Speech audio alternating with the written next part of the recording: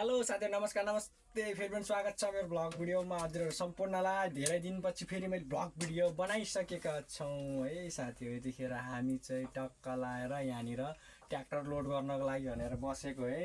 घण्टामा एक दुई चोटी ट्र्याक्टर आउँछ त्यही हो। यसो रुँगेर बसिरहेको छु म यहाँ बसिरहेको छु, अरु गाडीको काम छैन।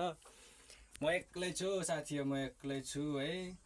टक्क पानी पनि बिहान परेको थियो अनि अहिले शीतल भए घाम पनि लागेको छैन, एकदम आनन्द भइरहेछ, ठन्डा भइरहेछ। नत्र त गर्मीले मान्छे फ्याँक हुन्छ होइन। आनन्द छ जे भयो नि। टक्क मिसिन यतातिर राखेको थियो, आज त यो मिलहरू पनि चलेन है। एकदम आनन्दले बसिरहेको छु, शीतल छ। अब यो हाम्रो फ्यान पनि बिग्रिसक्यो, खै चल्दैन, हाल्नुपर्छ कि हो। अलिकति फास्ट भयो त अहिले त।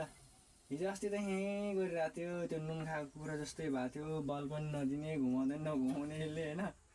कुन के रोग लागेछ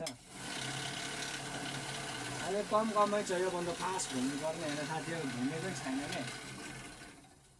खै के भयो अस्ति भर्खरै बनाएर ल्याएको, कहिले सहिले फेरेर यस्तै हो।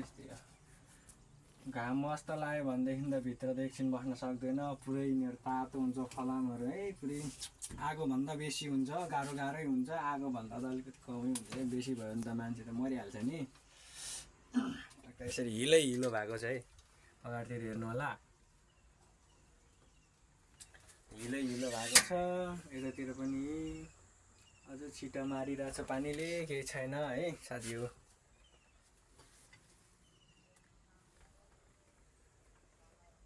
अब टक्क लाएर हाम्रो यता नेपालको झन्डा पनि छ है।